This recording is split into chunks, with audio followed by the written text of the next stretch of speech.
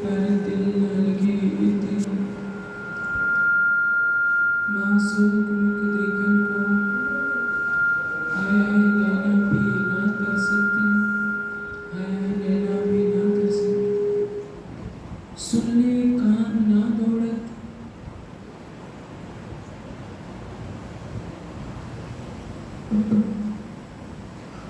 इस श्रृंगार ग्रंथ में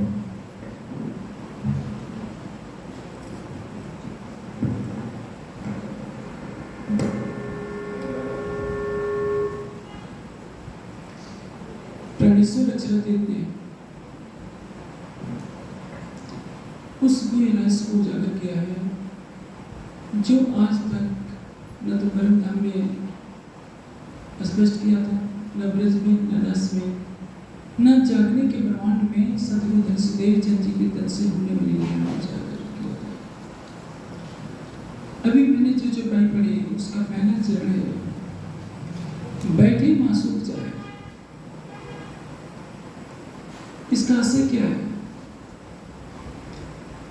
आप देखेंगे एक चौपाई आती है, साहेब बैठे तकत पर खेल दिखावत कर प्यार। श्रृंगार ने कहा है इन गुनहगारों के दिल को अर्ज कर बैठे मेहरबान। तो श्रृंगार के दूसरे प्रकरण में क्या कहा है? अब हुक्मे द्वारा कोलिया लिया अपने हाथों कम दिल भूमि के आय के अर्ज कर बैठे कसम। प्रश्न यह है कि राज्य कहाँ बैठे? परम धाम का एक एक कण राज्य का ही हृदय है। आप देखिए हिमालय पर पर्वत की जमी हुई पर घनीभूत रूप है और जब वो गर्मी से बहने लगती है तो क्या कहते हैं? वो पानी है। पानी और बर्फ का स्वरूप आंतरिक रूप से एक है, बाह्य रूप से दो दिखाई देते हैं। एक में जल प्रवाहित हो रहा है, एक में वो जल जमा हुआ है। पानी में हम डूब सकते हैं लेकिन बर्फ में डूब नहीं सकते, है दोनों एक। उसी तरह से मार्फत स्वरूप की दृष्टि से देखा जाए तो केवल राज्य का हृदय ही है। परम धाम में पूछा जाए क्या राज्य के अतिरिक्त कोई और है? उत्तर मिलेगा नहीं। किंतु हकीकत की दृष्टि से देखा जाए तो क्या कहेंगे? वहाँ श्यामा जी हैं, सखियाँ हैं, अक्षर ब्रह्म है, महालक्ष्मी है, परम धाम के 25 बच्चे हैं, खूब खुशहालियाँ हैं, पशु पक्षी हैं, सब कुछ है। तो क्या सत्य भी दो प्रकार का होता है? नहीं, सत्य तो एक ही होता है। जैसे मैंने अभी कहा बर्फ और पानी मूलतः एक है किंतु लीला रूप में दो है। हकीकत में जल है और मार्फत में केवल बर्फ है। जो घनीभूत है उसको कहते हैं मार्फत और जो प्रवाहित होने लगा वो है हकीकत। एक सत्य है, एक परम सत्य है, एक ज्ञान है, एक विज्ञान है। तो जैसे ना अर्श जीविए दूसरा कोई और धरावे ना या लिखा वेद कते में कोई ना ही खुदा बनकर। परम धाम में राज्य के अतिरिक्त कोई दूसरा है ही नहीं। किंतु जब लीला करनी है अक्षरातीत को ये दर्शाना है कि मैं क्या हूँ? सत्यचित और आनंद स्वरूप। लीला से ही तो पहचान होगी कि ये परब्रह्म की लीला है। यदि शक्कर आपके सामने देखने को रख दी जाए, कोई फल है, मान लीजिए मौसमी आपके सामने रख दिया जाए, मौसमी को चखे बिना आप कैसे बता सकते हैं कि मौसमी खट्टी है कि मीठी? अक्षरातीत अनंत प्रेम का सागर है, अनंत आनंद का सागर है, सो लीला अद्वैत है।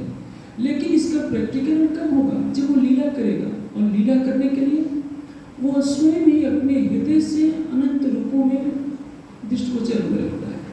जैसे बर्फ को तो हम पी नहीं सकते, बर्फ को जब भी हमें पीना होगा तो उसको पिघलाना पड़ेगा, मार्फत से हकीकत में आना पड़ेगा।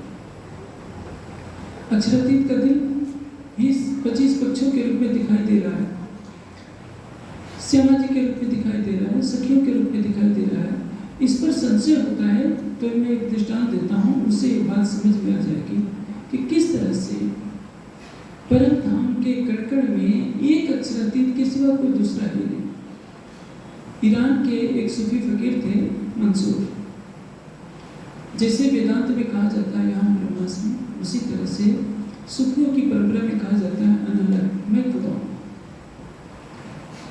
लेकिन शरीयत को यह स्वीकार नहीं कि कोई कहे कि मैं खुदा हूं। हकीकत और मार्फत की तो बात अलग होती है। जो मौलवियों ने फतवा जारी कर दिया कि इस मंसूर को पत्थर मार कर एक सजा होती है जिसको कहते हैं संसार करना। संसार करने का तात्पर्य है सारी भीड़ इकट्ठी हो जाती है और उस अपराधी को तब तक पत्थर मारा जाता है जब तक वो मर न जाए। इस तरह से मंसूर को पत्थर मार मार कर मार दिया जाता है।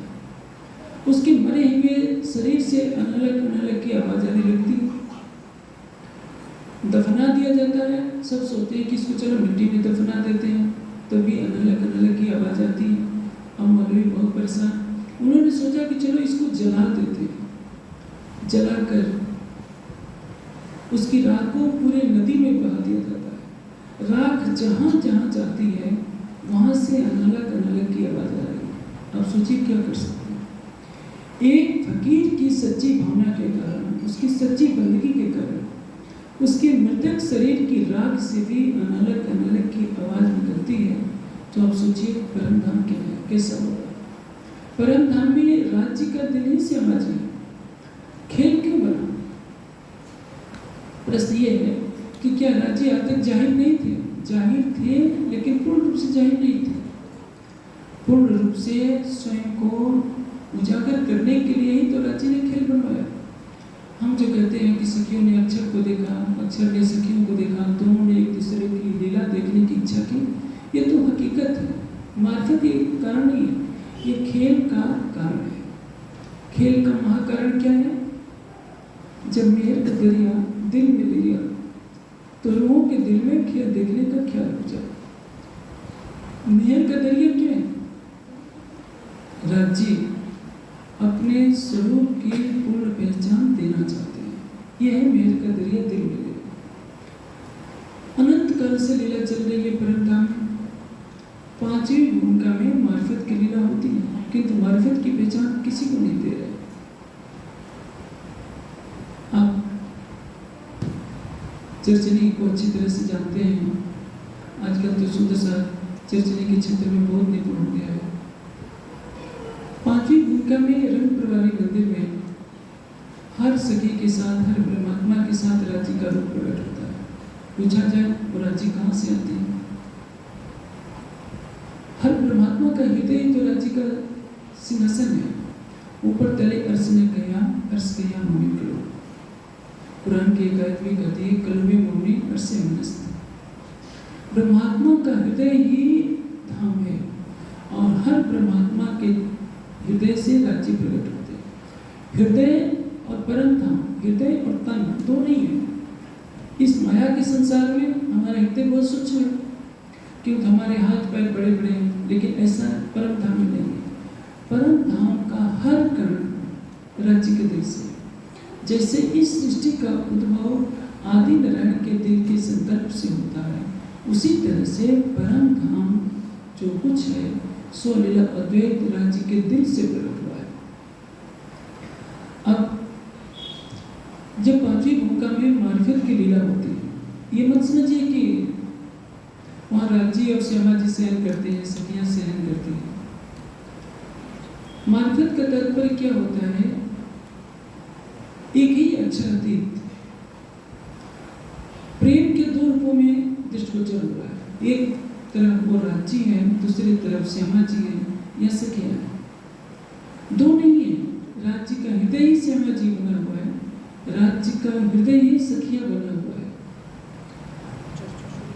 और परिणाम क्या होता है? दोनों स्वरूप एक के प्रेम में इतना डूब जाते हैं कि हर परमात्मा अपने स्वरूप को भूल जाती है और क्या रह जाता है? एक राज्य का स्वरूप रह जाता है। उसको कहते हैं मार्फत की लीला। इस संसार के शब्दों में हम कहते हैं कि ये शयन की लीला है, वास्तव में शयन की लीला होती ही नहीं। परम धाम में कोई सोता ही नहीं। अब हमारे सामने एक प्रश्न खड़ा होता है कि वो राज्य कहाँ से आते हैं, कहाँ चले जाते हैं? अनाथ काल से लीला हो रही है, किसी को भी मालूम नहीं, न श्यामा जी को मालूम, न सखियों को मालूम। इसलिए कहा है रूहें बेनियाज थी, बीच बका 12,000। जिस तरह से माया के खेल से बेनियाज थी, माया के खेल का पता नहीं था, उसी तरह से राज्य के दिल की भी पूर्ण पहचान नहीं थी। 25 पक्षों के रूप में कौन है ये उनको नहीं पता था। अब देखिए, आम की पत्ती को भी सुनकर पता कोई अंधा व्यक्ति लगा सकता है कि यह आम का वृक्ष है। उसकी बौर को भी सुन करके पता लगा सकते हैं। जिसकी आंखें हैं वो आम के फल को देख करके बता देगा कि ये आम का फल है। लेकिन अंधा व्यक्ति भी पत्ता हो, डाल हो, यहाँ तक कि उसकी छाल को भी सुन करके बता देगा कि ये नीम का वृक्ष है या आम का वृक्ष है। उसी तरह से, क्योंकि एक ही आम का गुण उसकी जड़ में है, पत्ते में है, छाल में है, फल में है, फूल में। वैसे ही एक ही राज्य का दिन श्यामा जी के रूप में है, सखियों के रूप में है, पशु पक्षियों के रूप में है, लेकिन वो मार्फत के दृश्य हकीकत में दिख रहा है कि ये सखियाँ हैं, ये श्यामा जी हैं, ये पशु पक्षी हैं, ये खुद खुशहालियाँ हैं। एक एक मोमिन के अलेखे सेवक की बात कही जाती है, लेकिन उन सेवकों के रूप में कौन है? स्वयं श्री राज्य। पशु पक्षियों के रूप में कौन है? स्वयं श्री राज्य। राज्य पशु पक्षियों के रूप में सखियों को रिझा रहे हैं। इसलिए तो कहा है, असल अर्श के बीच में हक का नाम आसिफ। राज्य ही सबको रिझा रहे हैं, लेकिन ये बात किसी को पता नहीं। सखिया समझती है कि वो राज्य को रिझा रही है, इसलिए परम धाम में राज्य अनंत काल से लीला कर रहे हैं, अनादिकाल से लीला कर रहे हैं, किंतु अपने हृदय का भेद नहीं बता रहा कि मैं काम। सखिया समझ रही है कि चलो राज्य तीसरी भूमिका की प्रसाद पर बोल रहे हैं, तीसरी भूमिका में नीले वहाँ जो मंदिर है उसमें पढ़ रहे हैं, कोई कहीं जाती है, कोई कहीं जाती है। कभी मन में आता है कि राज्य वहाँ जा रहे हैं, तो ऐसा नहीं समझना चाहिए। जो सोच रहा है उसके अंदर भी तो वही स्वरूप लीला कर रहा है। जीवी जात वे रोकी रो जात आसमान, वहाँ की धरती आत्मा का स्वरूप है। जो वस्त्र और आभूषण है वो भी आत्मा के स्वरूप है। आकाश भी आत्मा का स्वरूप है। धरती, आकाश, वायु, जल, कुछ राज्य के अतिरिक्त कुछ है ही नहीं। और उसने मासूम का रूप धारण किया है, वही आत्मा का रूप धारण किया है। जल ही तो लहरों के रूप में प्रकट होता है, पुनः वही लहरें जल में मिल जाती है तो सागर कहलाने लगती। सागर और लहर दो नहीं है, लेकिन जब लहर उछलती है तो उसको कहा जाता है कि लहर है। मिल जाती है लहर सागर में तो सागर का रूप कहलाने लगती है। क्योंकि यदि लहर ये कहने लगे कि मैं सागर से अलग हूँ तो सागर को तो हंसी आएगी। बस ये कहानी है कि राज्य पूर्ण रूप से परम धाम में अनंत काल से लीला करते हुए भी सबको अपने हृदय का स्वरूप जाहिर नहीं कर सके थे। अब इसके निपटारे के लिए ब्रजराज जागनी का ब्रह्मांड बनता है। अब देखिए, अभी आपने चौपाई सुनी कि साहेब बैठे तखत पर खेल दिखावर कर प्यार। परम धाम में राज्य नूरमयी स्वरूप से मूल मिलाने में विराजमान होकर खेल दिखा रहे हैं। हमको लीला रूप में बताया गया है कि वहाँ सबके तनों में फरामोशी है, केवल राज्य जागृत है। बात बिल्कुल सही है, क्योंकि उन तनों की दृष्टि को इस खेल में मोड़ दिया गया है। जीवों के ऊपर बैठकर इस खेल को देखें। अब देवचंद जी के तन से लीला प्रारंभ होनी है। देवचंद जी की उम्र 16 वर्ष। वो बारात के पीछे पीछे जा रहे हैं, पठान के भेष में राज्य दर्शन देते हैं। वाणी में क्या लिखा है? प्रकट वाणी में कि पिया की अति प्रसन्न 3 व्यक्ति दर्शन। इन नैनों से देवचंद जी को दर्शन होता है। अब प्रश्न यह है कि राज्य कहाँ रह रहे थे? क्योंकि वाणी तो यह भी कहती है कि हमको खेल दिखाऊं काज, हम सुन अहो आए श्री राज। यदि ब्रह्मात्मा इस संसार में है तो राज्य को भी पहले आना पड़ेगा। जब तक राज्य की नजर संसार में नहीं आएगी, राज्य का आवेश रूप नहीं आएगा, सखियों की नजर भी इस संसार में नहीं आ सकती। क्यों? क्योंकि अनंत काल से अक्षर ब्रह्म की आत्मा चांदनी चौक से खड़ी होकर राज्य का दर्शन करती रही है।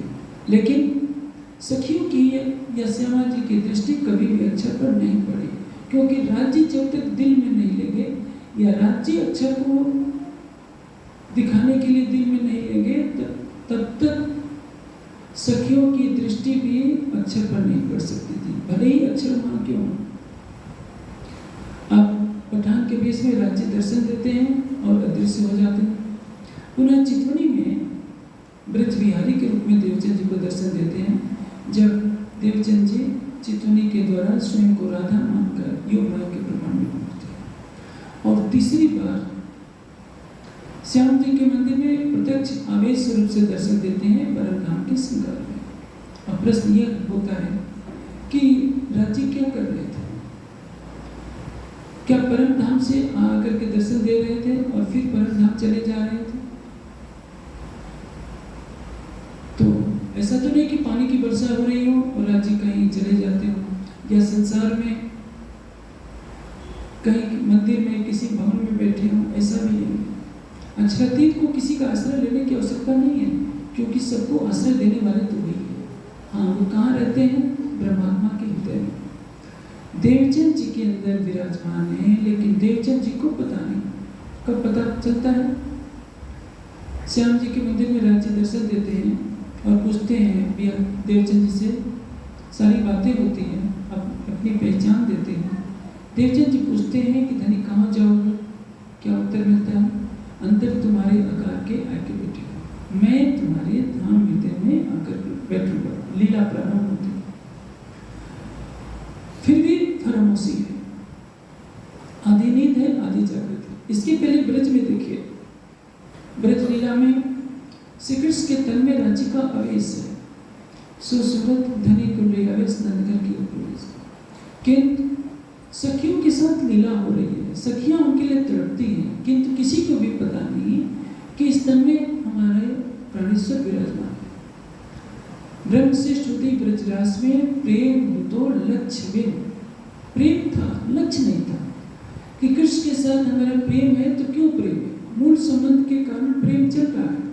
लेकिन यह पता नहीं कि कृष्ण के तन में हमारे प्राणेश्वर विराजमान है, और यह भी नहीं पता था कि हम परम धाम की आत्मा। रास में पता चल गया कि ये हमारे प्रीतम अक्षरातीत हैं और हम परम धाम की आत्मा है, इनकी अर्धांगिनी है, किंतु हमारा परम धाम कहाँ है? ये घर की सुध वहां भी नहीं थी। जागने के प्रमाण में देखिए, पुनः एक फरामोशी का आवरण आ जाता है। देवचंद जी के तन से लीला होती है। देवचंद जी को मालूम है कि मेरे अंदर राज्य बैठकर लीला कर रहे हैं, किंतु अभी फरामोशी का पर्दा पूरी तरह से हटा नहीं, इसलिए लगी सुंदर बाई बीसो इन आगरों के कारण। देवचंद जी के अंदर श्यामा जी की आत्मा है, उनकी इच्छा है कि राज्य मेरे तन से जागने क्यों नहीं होती, इसलिए बिलख बिलख वचन लिखे सो लेने में पहुंचा है। 69 पातियां लिखवाते हैं सब सुंदर साथ से। यो 69 पातियां लिखियां धामधनी, तब सैया हम भी लिखे पर नेक न दई खबर, जरा भी राज्य पहचानने दे रहे। देवचंद जी के तन से राज्य कृष्ण के रूप में प्रकट होकर आड़िका लीला करते हैं। कभी ब्रज की लीला करते हैं, कभी रास की लीला करते हैं। कृष्ण जी के रूप में प्रकट होकर सबके साथ भोजन भी करते हैं, सोने की कसीड़ी भी देते हैं, तरह तरह की फरमाइश भी करते हैं कि आज तुमने भोजन ठीक बनाया है, नहीं बनाया, और पुनः अदृश्य हो जाते हैं। श्री देवचंद जी के धाम हृदय में विराजमान हो जाते हैं। 1712 में श्री देवचंद जी का अंतर्धान होता है। मिहराज को हफ्से में 1715 में जाना पड़ता है। विरह में तड़पते हैं और तब राज्य श्यामा जी का प्रत्यक्ष दर्शन होता है। यह विचार करते दिल बैठे सुंदर रूप अनुभव। अब जब मिहराज विरह में तड़पते हैं, 6 माह बीत जाते हैं, जब आप भी सुखी में श्वास में छोड़े सब, तब तुम पर्दा डाल के दिए हुए युगल स्वरूप का दर्शन होता है। अब प्रश्न यह है कि 1712 में तो देवचंद जी का देह संस्कार हो जाता है, दाह संस्कार हो जाता है, राज्य श्यामाजी कहाँ चले गए होते हैं? क्या परम धाम चले गए होते हैं? यदि परम धाम चले गए होते हैं तो हफ्से में इंद्रावती की आत्मा को दर्शन देने के लिए 3 साल, उन्हें 6 सालों की प्रतीक्षा, ये 4 सालों तक की प्रतीक्षा क्यों करनी पड़ती है? लगभग 12 से लेकर 15 तक 3.5 वर्ष हो जाते हैं। और तब तक राज्य क्या लीला करते हैं? चलिए हम मानते हैं कि राज्य दर्शन देते हैं, कहते हैं कि तुम्हारे दिन से जागनी होगी। 6ठे दिन की लीला में सुंदर साथ जिनके पास परम धाम का ज्ञान नहीं है, वो ये मान बैठे हैं कि सतगुरु महाराज के साथ ही राज्य परम धाम चले गए। या कुछ ये मानते हैं कि गादी में बैठ गए हैं। कुछ सुंदर साथ बिहारी जी को राज्य मानने लगते हैं कि उनको लगता है कि ये गादी पर बैठे हैं तो राज्य इनके अंदर है। तब केतिक गिरो उधर भई और केतिक मेरे साथ दई चाहर नंद नसली है दूजी बातों मेरे हाथ। अब देखिए लीला प्रारंभ हो जाती है। मिराज के धाम हृदय में राज्य विराजमान को लीला करने लगते हैं। परम धाम की वाणी अवतरित होनी शुरू होती है। 6ठे दिन की लीला अंतर्धान लीला के पश्चात 1751 में पुनः प्रारंभ होती है। अब श्रृंगार की चौपाई में कहा गया है, दूसरे प्रकरण में की पहली चौपाई में कहा गया है, अब हुक्मे द्वारा खोलिया लिया अपने हाथ हुक्म दिल मोमिन के आके अर्ज कर बैठे कसम। तो प्रश्न यह है कि 6ठे दिन की लीला में कि उनके धाम हृदय में बैठे, क्या 5वें दिन की 4थे दिन की लीला में उनके धाम हृदय में विराजमान नहीं थे? ब्रज में क्या केवल कृष्ण के ही अंदर विराजमान होकर लीला कर रहे थे? उसमें भी तो परमात्माएं थी, उनके धाम हृदय में विराजमान नहीं थे। यदि 6ठे दिन की लीला में आप वाणी पढ़कर ये कह रहे हैं कि अर्ज तुम्हारा मेरा दिल है हिताई करो राम, सेज बिछाई रुच रुच के यही तुम्हारा विश्राम, तो क्या ये नियम परम धाम में लागू नहीं होता? ब्रज की लीला में लागू नहीं होता? रास की लीला में लागू नहीं होता? या 4थे 5वें दिन की लीला में लागू नहीं होता? फूल की सुगंध है वो तो हमेशा ही रहेगी।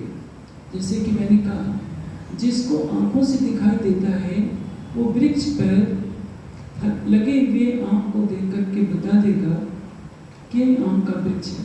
किंतु जिसकी अंतर्दृष्टि नहीं होगी, जिसकी आंखें नहीं होगी, वो तो किसी वृक्ष की पहचान नहीं कर पाएगा। हाँ, वो सूंघ करके बता सकता है उसकी पत्ती को, उसकी गौर को, फूल को या डाल को कि ये आम का वृक्ष है। उसी तरह से इस जागरी के ब्रह्मांड में राज्य ने में परम धाम की वाणी दी है और ये दर्शा रही है कि मार्फत की दृष्टि से हर ब्रह्मात्मा के धाम हृदय में राज्य अनादिकाल से हैं, अनंत काल तक रहेंगे। क्योंकि परम धाम में राज्य के अतिरिक्त कोई दूसरा है ही नहीं। जैसे मैं आपको एक दृष्टांत देता हूँ। आप सोने का आभूषण कान में पहन लीजिए, हाथ में बनवाकर अलग कड़ा पहन लीजिए, ये कान में जो बाले होते हैं वो पहन लीजिए, उंगलियों में अंगूठी पहन लीजिए, हाथ में कड़ा पहन लीजिए, है तो सोना ही है। ये नहीं है कि कान में जो होगा वो सोना कहलाएगा और कलाई में आएगा तो चांदी बन जाएगा, अंगूठी में आएगा तो वो तांबा बन जाएगा। ऐसा नहीं है, सोना सोना ही रहेगा। एक ही राज्य का दिल यदि श्यामा जी के रूप में है, यदि वो सखियों के रूप में है, तो याद रखिए दिल तो दिल ही है। वही मार्फत स्वरूप हकीकत के अंदर श्यामा जी के रूप में दिख रहा है, सखियों के रूप में दिख रहा है, खूब खुशहालियों के रूप में दिख रहा है। लेकिन जब लीला होती है तो ये भेद दृष्टि आ जाती है कि वो राज्य है और हम श्यामा जी हैं, हम सखियां हैं। इस संसार की दृष्टि से देखने के बाद हमें साहस नहीं होता। मैं आपको एक छोटा सा दृष्टांत देता हूँ। एक बार हनुमान जी और राम में वार्ता हो रही थी। हनुमान जी कहते हैं कि प्रभु देखिए, शरीर की दृष्टि से मैं क्या हूँ? आपका सेवक। जीव की दृष्टि से क्या हूँ? आपका अंश हूँ। और आत्मा की दृष्टि क्या हूँ? जो आप हैं मैं भी वही। आप सोचिए, इन तीन तत्वों में बहुत गहरा रहस्य है। शरीर की दृष्टि से सिंहासन के पास हनुमान जी का चित्र नहीं बनाया जा सकता सिंहासन के ऊपर, क्योंकि वो सीताराम के सेवक हैं। चरणों में बैठेंगे, राम के चरण दबाते हुए मिलेंगे। अंश रूप में क्या है? आदि नारायण के अंश है। यदि पौराणिक मान्यता के अनुसार वो नारायण के अवतार हैं राम, तो हनुमान जी कहते हैं मैं आपका अंश हूँ। और आत्मा की दृष्टि से, क्योंकि आदि नारायण का ही प्रतिबिंबित चेतन सभी प्राणियों के रूप में है, हनुमान जी कह रहे हैं कि जो आप हैं मैं भी तो ही। किंतु जब तक स्वलीला अद्वैत की सुगंध हमें नहीं मिलती, हमें वहदत की मार्फत नहीं का पता चलता, ये भेद दृष्टि बनी रहती है। और इसी भेद दृष्टि के कारण राज्य को पहचानना मुश्किल हो जाता है। परम धाम की आत्माएं जिन जीवों पर बैठी हुई हैं, उन जीवों के साथ लाखों चरणों का विकार पड़ा हुआ है। जैसे आप देखेंगे बिहारी जी का जीव बहुत अशिष्ट व्यवहार करता है मीराज के साथ। उधर औरंगजेब का जीव बहुत क्रूर है। लालदास जी और मुकुंददास जी में भी गहरे संबंध नहीं है। तो इसका अर्थ तो ये नहीं है कि इन दोनों में परम धाम की परमात्मा नहीं है। परमात्मा उस जीव पर बैठकर उस खेल को देख रही है। उसकी आत्मा जीव के हृदय पर बैठकर जीव भाव को प्राप्त हो गई है। तारतम का जब प्रकाश मिलता है तो आत्मा राज्य का विरह लेकर, प्रेम लेकर मूल स्वरूप को जब देखती है, परात्म की शोभा को देखती है, तब इधर से नजर हटती है, तब उसका वास्तविक स्वरूप प्रकट होता है। और जब हम अपने शरीर के विकारों को देखते हैं तो हमारे अंदर काम, क्रोध, मद, लोभ, अहंकार सब कुछ दिखाई देते हैं। हमारी शरीर की अवस्थाएं दिखाई देती है कि हम कभी बच्चे थे, जवान हुए, बूढ़े हुए, और एक समय आएगा कि मर भी जाएंगे। किंतु यदि हम अपने स्वरूप को जन्म और मृत्यु से, शरीर से परे करके देखें, परात्म की दृष्टि से देखें कि हमारी आत्मा परात्म की प्रतिबिंब स्वरूपा है और परात्म क्या है? राज्य का धन है। तो प्रश्न ये होता है कि हमारे और धनी के बीच में कोई पर्दा नहीं रह जाता। और जब तक ये भेद नहीं समझ में आता है, तभी तक ये द्वैत की बातें होती रहती है कि राज्य कहाँ है। यदि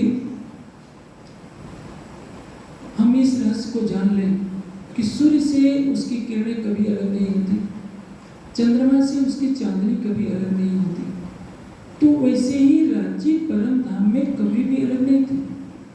और इस माया के खेल में जो तीन खेल के भाग बनते हैं, ब्रज का, रास का, जागरी का, इसमें अलग अलग स्थितियां रही हैं। जब कृष्ण ग्वाल बालों के साथ बछड़े लेकर वन में पधारते हैं तो सखियां सवेरे से लेकर शाम तक प्रतीक्षा करती हैं कि अब हमारे कन्या शाम तक आ जाएंगे। आप सोचिए, राज्य तो उनके दिल में भी है, लेकिन ये कौन बताएगा कि हर परमात्मा के हृदय में राज्य है। परम धाम में ये पता नहीं लगा था कि हर परमात्मा के हृदय में राज्य रहते हैं।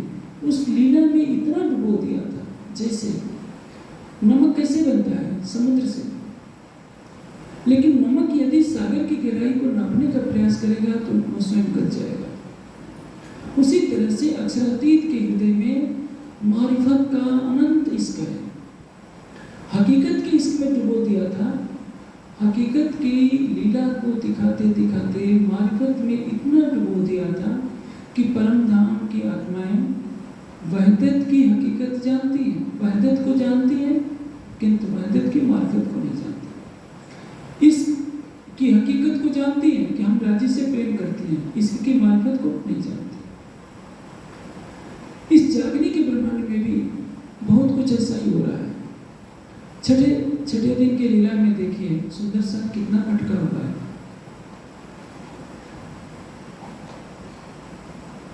सामान्य रूप से देखिए, अध्यात्म ऐसी विधा है, हम अपने हृदय के तराजू को पूर्णतः निष्पक्ष रखें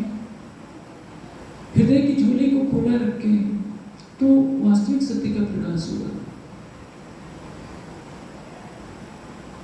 इस जागनी ब्रह्मांड में जब लीला चल रही है तो अक्षरातीत कराने की शोभा किसको मिलती है? महामती जी को। वाणी क्या कहती है?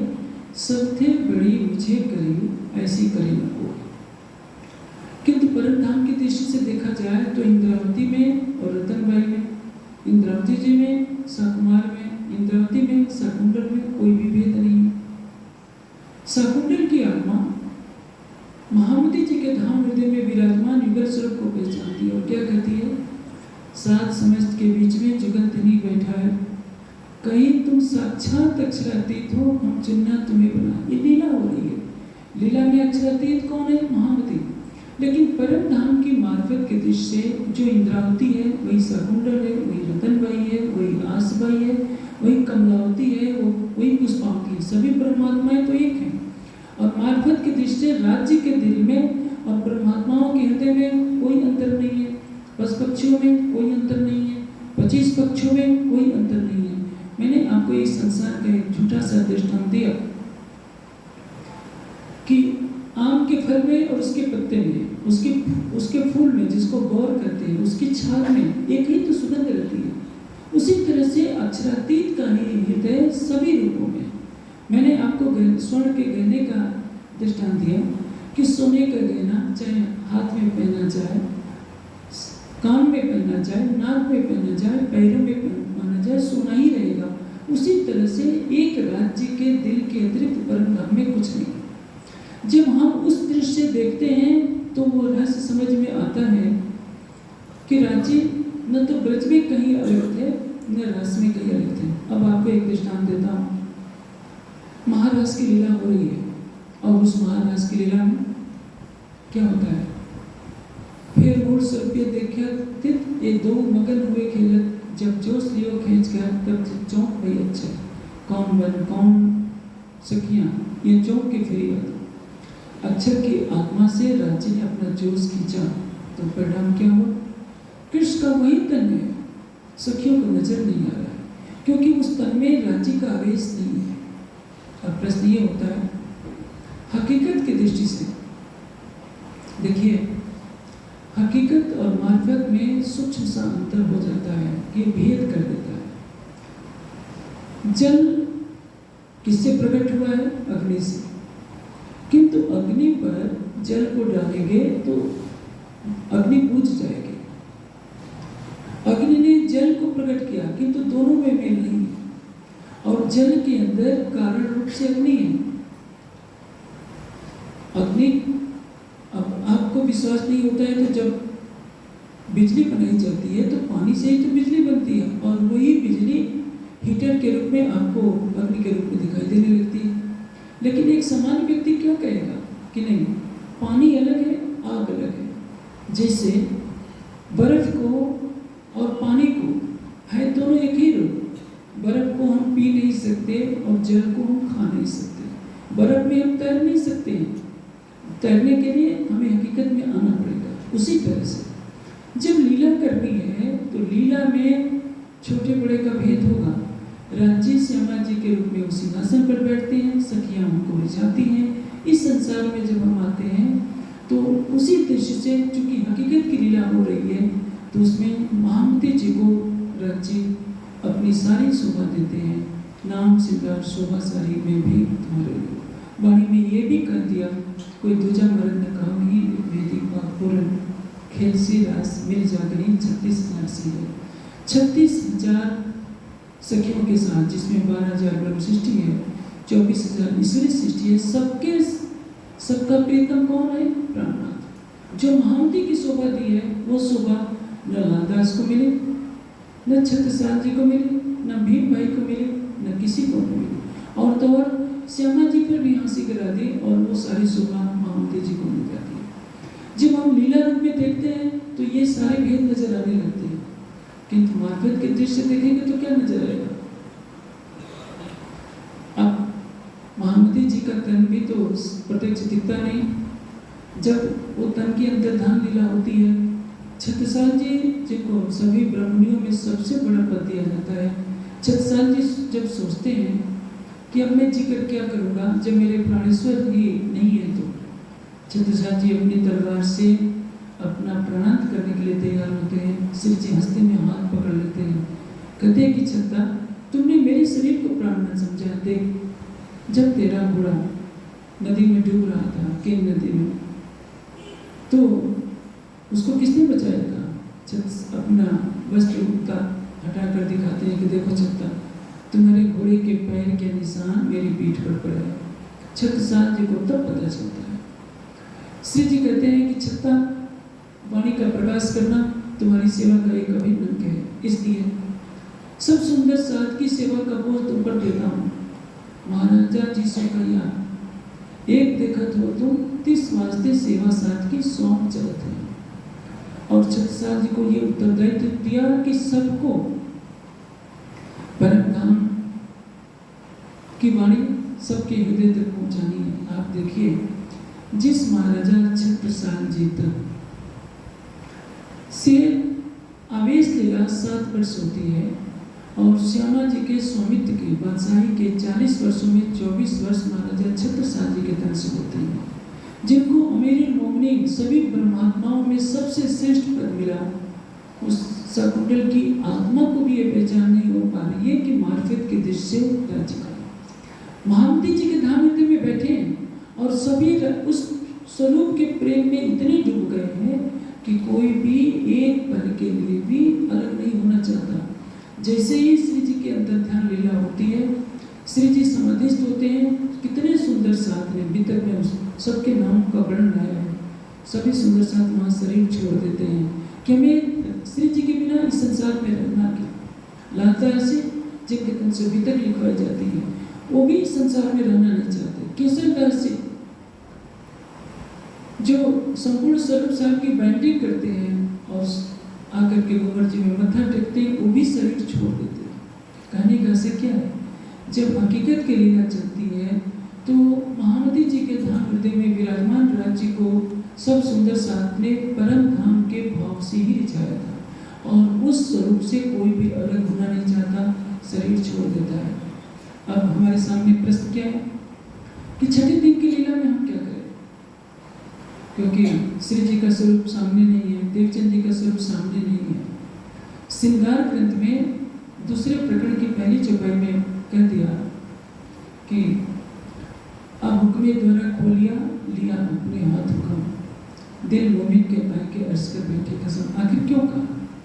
अभी तो उसमें 5वें दिन की लीला चल रही थी, अभी तो श्रृंगार ग्रंथ का अवतरण हुआ है, इसके बाद सिद्धि का अवतरण होगा, मार्फत सागर के अहमदनामा का अवतरण होगा। अभी पूरी वाणी भी नहीं उतरी है, लेकिन सबको मारिफत का ज्ञान दिया जा रहा है। देखिए, सागर में भी राज्य श्यामा जी का श्रृंगार वर्णन है। 3 बार राज्य का श्रृंगार वर्णन है, 2 बार श्यामा जी का वर्णन है और 1 बार सुंदर साथ की पराक्रम का श्रृंगार वर्णन है।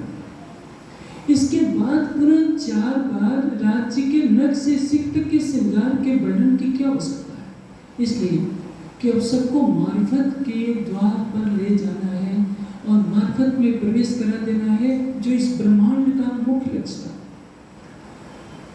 वह बताना है जो राज्य आज तक नहीं बता सके थे, और ये श्रृंगार के बिना पूरा नहीं हो सकता है। इसलिए श्रृंगार ग्रंथ में कहीं श्यामा जी का श्रृंगार नहीं मिलेगा, सखियों के श्रृंगार का वर्णन नहीं किया गया है, क्योंकि सबको अपनी तरफ से हट जाना है। मैं परम धाम की आत्मा हूँ, ये भी श्यामा जी है, कुछ नहीं। केवल यदि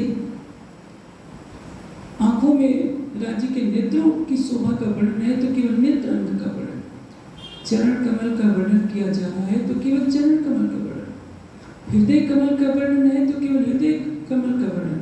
और ये वाणी बार बार कह रही है, एक अंग देखन लगी सो तिथि भई गलता। जिस अंग की शोभा में परम धाम की आत्मा डूब जाती है, मार्फत के लिए आवश्यक है कि उसकी नजर कहीं और न पड़े। यदि कानों में आत्मा की नजर अटक गई तो वो गालों की तरफ न जाए, गालों में नजर अटक गई तो होठ की तरफ नजर न जाए, होठ पर नजर अटक गई तो ठुड्डी में न जाए। इससे क्यों कहा गया है? और यदि किसी आत्मा की ऐसी स्थिति हो जाती है तो वाणी कहती है, उस पर हंसी होती है, उसका नाम लिया जाता है कि ये तो मार्फत से फिसल गए। क्यों? इसमें गहरा रहस्य ये है, अब सबके लिए मार्फत में प्रवेश कराया जा रहा है।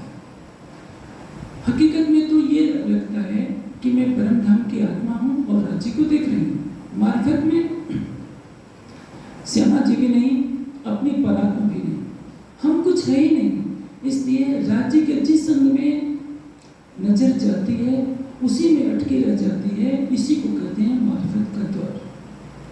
देखने वाला भी वही, जिसको देखा जा रहा है भी वही, जिस धाम में रहता है वह भी वही। आप देखिए, आपने जाड़े के मौसम में देखा होगा, सवेरे सवेरे घास पर के ऊपर ओस की बूंदें पड़े रहती हैं। जब सूरज उगता है हर बूंद में सूरज दिखाई देता है। इतने बहने हैं घर पर कपड़े धोती हैं, आजकल तो मशीन में धोया जाता है। बाल्टी में सर्फ डालिए पानी में, उसमें झाग बन जाता है। आप देखिए हर झाग में न जाने कितने सूरज प्रतिबिंबित होने लगते हैं, और सूरज तो पृथ्वी से 13 लाख गुना बड़ा है। आपकी बाल्टी में कितने सूरज आ जाते हैं, एक असंभव जैसी बात दिखाई देने लगती है। मैं तो माया का दृष्टांत दे रहा हूँ ताकि ये बात समझ में आ जाए कि हर ब्रह्मात्मा के अंदर वही राज्य बैठे हैं। हर पशु पक्षी के अंदर परम धाम के कण में एक राज्य के अतिरिक्त कोई नहीं है। लेकिन रास में जब राज्य अपना आवेश खींचते हैं, श्यामा जी के अंदर है लेकिन श्यामा जी को पता नहीं, और परिणाम क्या होता है? श्यामा जी भी बेहोश हो जाती हैं, सखियां भी बेहोश हो जाती हैं कि राज्य कहाँ चले गए। राज्य जब प्रकट होते हैं तो कहते हैं कि मैं तो कम नहीं गया था, हमारे और तुम्हारे बीच में एक पेड़ आ गया था जिसके कारण मैं दिखाई नहीं पड़ रहा था। सभी सखियां कहती है कि राज्य आप बिल्कुल झूठे हो, हमने इस वृंदावन का पत्ता पत्ता एक एक गली गली खोज डाला है, आप कहीं नहीं थे, आप झूठ बोल रहे हो कि हमारे और तुम्हारे बीच में एक पेड़ आ रहा था। कोई जारी पेड़ नहीं था, ये दृष्टि का अंतर है। हमारी अंतर्दृष्टि न ब्रज में खुली थी न रस में खुली थी। परम धाम में मार्फत के प्रेम में डुबो दिया था, किंतु मार्फत का भेद नहीं पता चलने दिया था। जब सागर की गहराई नापने के लिए नमक डूबने की कोशिश करता है तो नापने से पहले वो गल जाता है। उसी तरह से परम धाम में रहकर मार्फत की व्याख्या नहीं हो सकती थी कि राज्य का स्वरूप वास्तव में है। ब्रज में भी पता नहीं चल सका था, रास में भी पता नहीं चल सका था, देवचंद जी के तन से होने वाली लीला में भी पता नहीं चल सका था। और छठे दिन की लीला में चाहे हम 100 पाठ कर जाएं, 1000 पाठ कर जाएं, उन चौपाइयों को हम पढ़ते जाते हैं, लेकिन ये रहस्य पता नहीं चल पाता। सिंधी में आगे जाकर क्या कहा है? हक नजीक से रख से आड़ू पटना द्वार, खोली आंखें समझ की देखती न देखे बरदार। क्या कहा है? हक नजीक से रख से, वो हमारी प्राण की नली से भी निकट है। यह बात ब्रज में नहीं मालूम थी, रास में नहीं मालूम थी। रास में मालूम होती तो शायद सभी बेहोश नहीं हो जाते। देवचंद जी के तन से होने वाली लीला में भी किसी को नहीं मालूम था। यदि मालूम होता तो कोई गादी में राज्य को खोदने का प्रयास नहीं करता कि इस गादी पर बिहारी जी बैठ गए हैं तो आज भी गादी की महिमा गाई जाती है कि इस गादी में राज्य है। अब तो सुंदर सा छठे दिन की लीला में हंसी का पात्र हो रहा है। कोई खड़ाऊ में राज्य को खोजता है, कोई समाधि में खोजता है, कोई खिजड़ा वृक्ष में खोजता है, कोई किसी मंदिर में खोजता है। आप सोचिए घूम फिर करके कहाँ आना पड़ेगा। मैं हक अर्थ में जुदा जानती, ल्यावती शब्द में वर्णन, जड़ में सिर में ढूंढती, हक कायदे कर सकती। मामूदी जी की आत्मा क्या कह रही है कि मेरे प्राण सब मैं हक अर्थ में जुदा जानती, परम धाम में अनादिकाल से रहते हुए मैंने आपको अपने से अलग समझा था। केवल महामती इंद्रावती जी ने नहीं, सभी ने अलग समझा था। सभी क्या समझते थे? हम राज्य को रिझाती हैं। ये नहीं पता कि परम धाम में हम और राज्य दो शब्द कहाँ से हो गए। मार्फत में तो श्यामा जी सखियाँ हैं, अक्षर ब्रह्म है, महालक्ष्मी है, अक्षर की अलग लीला हो रही है, श्यामा जी के आनंद की अलग लीला हो रही है, श्यामा जी के अंग स्वरूप सखियों की अलग लीला है। सखियों की सेवा के लिए खूब खुशहालियाँ अलग हैं, खूब खुशहालियों की सेवा के लिए पशु पक्षी अलग है, सभी अलग अलग है, किंतु मार्फत के दृष्टि से सभी एक है। और रज जी ने हमें तारतम्य वाणी का प्रकाश दिया है यह पहचान करने के लिए कि इन गुनहगारों के दिल को अर्ज कर बैठे मेहरबान, हम संसार की बुद्धि से सोचना बंद कर दें, शरीर की संसार की दृष्टि को हटा दें, परात्म की नजर से हम जब हम देखेंगे तो हमें लगेगा तारतम्य वाणी के प्रकाश में कि परात्म की प्रतिबिंब स्वरूप हमारी आत्मा है। परात्म क्या है? राज्य का दिल है। आत्मा क्या है? परात्म का प्रतिबिंब है। और इस दिल में कौन विराजमान है? परात्म का दिल ही तो आत्मा के रूप में इस खेल में आया है। सागर में जब बाई आती है, अंतस्करण आत्म के जब ये रहो समाया, तब आत्म पर आत्म के रहे न कुछ होता है। युगल स्वरूप को बसा लीजिए, संसार से अपनी नजर हट अलग कर लीजिए, फिर आपको लगेगा कि मैं तो संसार में हूँ ही नहीं, मैं वही हूँ जो उर्मिला में बैठी हूँ। इसी को कहते हैं इति बैठे घर जाके था। इसको एक मैं संसारिक दृष्टांत से समझाता हूँ, उसका अन्यथा अर्थ अपना लीजिएगा। सिमली एक सूफी फकीर थे, उनके पास एक जिज्ञासु गया मुसलमान और कहे कि हुजूर मुझे वो दीक्षा दीजिए। इस्लामिक जगत में दीक्षा देने में ये वहाँ कोई किसी के चरणों में प्रणाम नहीं करता, हाथों को चूमते हैं। जब वो सारा कुछ हुआ तो उन्होंने कहा कि देखो याद करो ला इलाहा इल्लल्लाह सिबली रसूल अल्लाह। तो वो कट्टर मुस्लिम था, सुन्नी, कहा कि मैं आपसे ये दीक्षा नहीं लूंगा क्योंकि आप तो रसूल को चुनौती दे रहे हैं। आप एक साधारण से फकीर हैं, आप कह रहे हैं कि ला इलाहा इल्लल्लाह सिबली रसूल अल्लाह कैसे हो सकता है? आप रसूल हो ही नहीं सकते, मैं आपसे दीक्षा नहीं लूंगा। वो चला गया नाराज होकर। कुछ समय के बाद एक दूसरा व्यक्ति आता है, उसको कहते हैं कि देखो याद करो ला इलाहा इल्लल्लाह मोहम्मद रसूल अल्लाह। वो व्यक्ति कहता है कि देखिए मुझे पूरी कुरान याद है, मैं भी जानता हूँ कि मोहम्मद अल्लाह के रसूल है, तो आपसे यही सीखने के लिए मुझे आने की क्या आवश्यकता पड़ी? यदि ला इलाहा इल्लल्लाह मोहम्मद रसूल अल्लाह ये तो मैंने पहले ही याद कर रखा है, पूरी कुरान मुझे कंठस्थ है। मैं तो इस भाव से आया था, मुझे मालूम था कि आप सूफी फकीर हैं और आप खुदा से मिलकर खुदा बन गए होंगे, खुदा के स्वरूप हो गए। आप मुझे यदि रसूल की बात करते हैं तो मुझे आपसे कोई दीक्षा लेना पड़ेगा। सिबली हंसने लगे, कहा कि अच्छा तुम इस योग्य हो और तुमको भी दीक्षा दूंगा। कहने का से क्या? तारतम्य ज्ञान से रहित दुनिया के सूफी फकीर प्रेम की नजर खोलने के कारण अपनी अल्लाह से एकरूपता कर बैठे। हम सुंदर सा कहीं न कहीं जरूर हम मार्फत की बातें तो कर देते हैं, हकीकत की बातें भी कर देते हैं, किंतु हमारा दृष्टिकोण कहीं न कहीं संकुचित होता है। हम शरीरों को देखते हैं, क्षेत्र विशेष को देखते हैं, दूसरे के अवगुणों को देखते हैं और इसी में अपनी सारी ऊर्जा समाप्त कर देते हैं। हम नहीं सोचते कि हमें परम धाम का कितना ऊंचा ज्ञान मिला है। बैठे मासूम की तजाहिर पर दिल न लगे, मैं उस विषय पर आता हूँ कि इस जागृत ब्रह्मांड में कौन जाहिर हुआ है? जो परम धाम में जाहिर नहीं हो सका था वो इस जागृत ब्रह्मांड में जाहिर हुआ है। अभी आपने सुना खुलासा में जो बाई आती है, इन गुनहगारों के दिल को अर्ज कर बैठे हुए हुआ। हम अपनी आंखों से किसी को झूठ बोलते हुए देखते हैं, क्रोधित लोभी अहंकारी होते हुए देखते हैं, बुरे विकारों में फंसते हुए देखते हैं, हम घृणा कर बैठते हैं कोई कितना पापी व्यक्ति है। उस जीव के ऊपर परम धाम की आत्मा बैठी है, परात्मा का श्रृंगार लेकर, और उस आत्मा के धाम हृदय में हमारे प्राणेश्वर अक्षरादि बसते हैं। हमसे भी अपराध होते हैं यदि हम अंतर्दृष्टि खोलकर अपने स्वरूप को देखें कि हम हड्डी मांस के पुतले नहीं हैं। ये पुतला तो माता पिता ने पैदा कर दिया है, कभी जवान होगा, कभी बूढ़ा होकर के मर जाएगा, पुनः इसको जला दिया जाएगा। किंतु हम पैदा होने और मरने वाले स्वरूप से अलग हैं। ये तो रूप है, 5 टुकड़ा पुतला है, हम ये नहीं है। हम वो हैं जो मूल मिलावे में बैठे, और जो मूल मिलावे बैठा है वह भी वही है जिसको खेल दिखाई जा रहा है, जो सिंहासन पर बैठा हुआ है, हम भी तो उसी के स्वरूप में।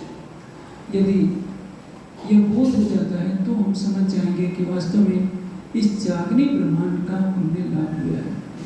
हमारी अंतर्दृष्टि जब 25 पक्षों में मुड़ेगी, लगी वाली कछुआ नदी के पिंड ब्रह्मांड बहु उधर की लग जाएगी तो न शरीर दिखेगा न संसार दिखेगा, केवल युगल स्वरूप के चरण दिखेंगे। जब हम राज्य के दिल में स्वयं को प्रवेश करा लेंगे तो ऐसा लगेगा कि हम और राज्य दो है ही नहीं, न कभी दो थे, न है, न कभी होंगे। लेकिन यह मार्फत की अवस्था हमेशा नहीं रहती। सृष्टि का विधान है, जैसे परम धाम में भी केवल 5वीं भूमिका में रंगपुर वाली मंदिर में ही मार्फत की लीला होती है। हकीकत की लीला में ही जागने का कार्य चलता है, क्योंकि मार्फत की अवस्था में बोलने की सामर्थ्य नहीं रह जाती, आंखें खोलने की इच्छा नहीं रहती। इसलिए वो मार्फत की अवस्था केवल आत्मा के सुख के लिए है। किंतु हमें तो तत्वबोध करना पड़ेगा कि हम मन, वाणी और कर्म से कभी किसी का हृदय न दुखाएं। किसी का हृदय दुखाने से पहले सोचें कि उस आत्मा के दिल में कौन बसता है। यदि हमारी अंतर्दृष्टि खुल जाएगी तो निश्चित रूप से हम जागृत हो जाएंगे, और उसी दृष्टि यदि हम अपने को स्वयं को देखते हैं तो हमसे कोई विकार भी नहीं होगा, कोई पाप भी नहीं करेंगे। क्योंकि जब हम इस शरीर को देखते हैं तो संसार की वासनाएं हमको खींचने लगती है। जब हम उनको आत्मा के स्वरूप में स्वयं को देखेंगे, मैं शरीर नहीं हूँ, इंद्रियां नहीं हूँ, अंतःकरण नहीं हूँ, मैं तो परम धाम की परमात्मा हूँ। और वो परमात्मा जो स्वयं आच्छादित का तन है, क्योंकि राज्य ने क्या कहा है, तुम लोहे मेरे तन हो, तुम सभी मेरे तन, तुम मेरे तन हो। मेरे और तुम्हारे बीच में कोई पर्दा था ही नहीं। कल की चर्चा में भी मैंने चौपाई बोली थी, पर्दा भी कहा दिल को, फरमोशी भी कहा दिल, हक भी कहे दिल में, आया सहुरे बेगुनाह करे। हमारी आत्मा का दिल जीव पर बैठकर इस माया की फरमोशी को देख रहा है और जीव भाव को प्राप्त हो गया, इसलिए इसमें फरमोशी का पर्दा लग गया है। किंतु इसी के अंदर तो सर्वशक्तिमान सकल गुण निधान हमारा प्राणेश्वर बसता है, जिसके दर्शन के बाद हमारी जागनी यात्रा प्रारंभ होती है। वाणी क्या कहती है, हक काय दिल अर्श में रूह जागे के यही निशान। जब हमें संसार न दिखाई दे, केवल राज्य दिखाई दे, तो कहते हैं कि अब हमारी आत्मा जागृत हो गई। जागृत होने के बाद भी हमारे लिए बहुत कुछ रह जाता है। क्या देवचंद जी जागृत नहीं थे? देवचंद जी के अंदर तो राज्य बैठकर साक्षात लीला कर रहे थे, लेकिन देवचंद जी को भी पता नहीं कि मेरे धाम हृदय में युगल राज्य विराजमान है, तो हमारी गरिमा क्या है, अन्यथा उन्नतर पातियां नहीं लिखवाते। इंद्रावती जी के साथ भी भूल होती है कि 3 वर्ष उनके धाम हृदय में विराजमान रहते हैं, किरंतर के कुछ प्रकरण भी उतरते हैं, लेकिन खुद इंद्रावती जी को पता नहीं कि मेरे धाम हृदय में राज्य विराजमान है। मैंने कहा परम धाम में भी भेद नहीं था, ब्रज में भी पता नहीं चला, रास में भी पता नहीं चला, देवचंद जी के तन से होने वाली लीला में भी पता नहीं चला। जब संवत 1735 के पश्चात श्री जी पन्ना जी पधारते हैं, खिलवत परिक्रमा सागर की वाणी उतरने के पश्चात श्रृंगार की वाणी उतरती है, तो श्रृंगार की वाणी से ये सारा भेद स्पष्ट होता है कि मार्फत के दृष्टि से सब कुछ राज्य का ही स्वरूप है। परम धाम में हम उन्हीं के अनुरूप हैं, हमारे और उनमें किसी तरह का भेद नहीं। इसी को तो कहते हैं मेहर का दरिया दिल में लिया, तब रूह के दिल में खेल देखने का ख्याल हो जाए। आप सोचिए, एक छोटा बच्चा अपने बड़े होने पर पिता के चरण छूता है, पिता उसको आशीर्वाद देते हैं। किंतु एक 18 साल का बालक किशोर अवस्था में जब प्रवेश कर जाता है, यदि वो गंदगी कर दे तो पिता उसकी गंदगी को साफ नहीं करेगा। किंतु जब वो 1 साल का था तो पिता अपने हाथों से उसकी गंदगी को साफ करता होगा। उसकी माँ तो करती ही है। आप सोचिए, जब माँ बूढ़ी हो जाती है तो नौजवान बेटा आता है, उसके चरण छूता है, माँ के पिता के दोनों के चरण छूता है। किंतु जब वही बच्चा छोटा होता है तो माता पिता उसकी गंदगी को साफ करते हैं। ये रिश्ते कैसे बदल गए? इसलिए कि जब वो बालक छोटा था तो वो प्रेम की दृष्टि थी। माता पिता को लगा कि ये मेरा कर्तव्य है। जब वो बड़ा हो जाता है तो माता पिता के चरण छुएगा, माता पिता की सेवा करेगा, माता पिता उसके मन में तो नहीं उठाएंगे। ये तो सृष्टि का विधान है। छोटे पर माँ को कोई झिझक नहीं, पिता को कोई झिझक नहीं, गंदगी में लिपटा है, पिता भी स्नान करा देता है। मेरे कहने का तात्पर्य क्या है? उस समय एक आत्मिक दृष्टि कार्य कर रही होती है। बड़ा होने के बाद वही पिता पूज बन जाता है, वही माँ पूज बन जाती है। तो जब हम आत्मिक दृष्टि से सब कुछ देखने का प्रारंभ कर देंगे तो लगेगा कि जो मूल मिलावे में बैठा है वही हमारी आत्मा के धाम हृदय में भी बैठा है। मार्फत की दृष्टि से हर परमात्मा के हृदय में राज्य की शोभा बसती है। तभी द्रौपदी जी ने कहा है, अर्स तुम्हारा मेरा दिल है, इताए करो आराम, सेज बिछाए रुच रुच के ये तुम्हारा। और तभी दावे से कह दिया कि ऊपर तले अर्थ नहीं कहा। ये न समझिए कि बेहद के परे अर्थ परम धाम है। जहाँ ब्रह्मात्मा है वही राज्य का दिल है, वही राज्य का सिंहासन है। तभी ये बड़ी पुकार पुकार कर कह रही है, हक नजीक से अलग से राज्य कहाँ है? हमारे प्राण की नली से। परम धाम में भी तो सब कुछ राज्य का ही स्वरूप है। इस संसार में भी मार्फत के दृष्टि से राज्य हर परमात्मा के हृदय में विराजमान है। और जब हम अंतर दृष्टि खोल करके देखेंगे तो ऐसा लगेगा संपूर्ण 25 पक्ष हमारी आत्मा के धार हृदय में बसते हैं। श्रृंगार ग्रंथ का दूसरा प्रकरण इसी बात की साक्षी देता है। हौज कोसर कहाँ है? अर्शदिल में। मानिक पहाड़ कहाँ है? अर्शदिल में। जब हमारा पूरा हृदय ही राज्य का सिंहासन बन गया, हृदय में ईश्वर स्वरूप के चरण कमल पड़ गए, तो समस्त ब्रह्म सृष्टियाँ कहाँ बैठी हैं? अर्शदिल में। किंतु उसके लिए हमारी अंतर्दृष्टि का होना आवश्यक है। यदि हम माया की बुद्धि से सोचेंगे तो ये रस कभी भी नहीं समझ में आ पाएगा, क्योंकि मैं तो परमात्माओं की चरण धूलि भी नहीं हूँ। आप सोचिए, ये भूल ब्रज में सबसे हो चुकी है, रास में सबसे हो चुकी है, और तो और श्री देवचंद जी से भी ये भूल हो चुकी है। जिस तन को अक्षराधीन की शोभा दी 1712 से लेकर 15 तक उनको भी पता नहीं चल पाया था। राज्य ने हमारे ऊपर कितनी बड़ी कृपा की है कि श्रृंगार ग्रंथ की वाणी देकर मार्फत का वह रस समझ आया है, जिसके समझने के बाद इस खेल का मुद्दा जो पूरा होता है कि मेहर का दरिया दिल में क्यों लिया। राज्य अपना दिल बताना चाह रहे हैं कि मेरा दिल और तुम्हारा दिल दो नहीं है, मेरा स्वरूप तुम्हारा स्वरूप दो नहीं है, तुम्हारे रूपों में मैं ही लीला कर रहा हूँ।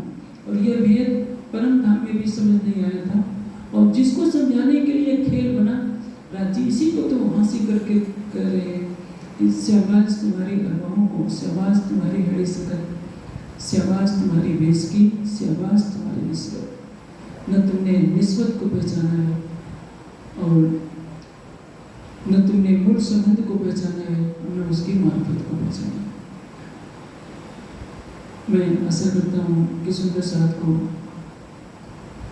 बैठे मासूक जाहिर का वास्तविक अर्थ समझ में आ गया होगा। यदि हम इस रस को समझ जाएं तो हमारा भटकाव बहुत कुछ बंद हो जाएगा। हमारे अंदर की घृणा और अन्य विकार हमसे दूर हो जाएंगे, क्योंकि हमारी दृष्टि वहाँ की हो जाएगी। जब हम परात्म की दृष्टि से अपने को देखने लगेंगे तो हमारी दिशा और दशा दोनों ही बदल जाएगी। अब समय मेरा पूरा होता है। रब जी सब सुंदर साथ के ऊपर कृपा करें कि हम अपनी आत्मा के मार्फत के स्वरूप को भी समझें। यदि मार्फत के स्वरूप को समझ जाते हैं तो हकीकत को समझना बहुत सरल हो जाता है। किंतु मार्फत में प्रवेश करने के लिए हकीकत में आना आवश्यक होता है, और इसके लिए आवश्यक है कि सुंदर साथ शरीर से परे होकर, मन बुद्धि से परे होकर अपनी आत्मा के स्वरूप में विचरण करें और अपनी अंतर्दृष्टि से अपने प्राणेश्वर को देखें उनकी शोभा को धाम हृदय में बसाएं, ताकि ये संसार नजर न आए, केवल युगल स्वरूप नजर आए, और एक ऐसी भी स्थिति आ जाए कि हम उस राज्य के दिल में बैठकर स्वरूप में डूब जाएं और यही कहेंगे, जो तू है वो मैं हूँ, जो मैं हूँ वो तू है। आप जब पैदल रहे, सुनने कान ना दौड़त, मासूक मुख की बात, इश्क न जाने कहाँ गया, जो था मासूक सो दिन रात।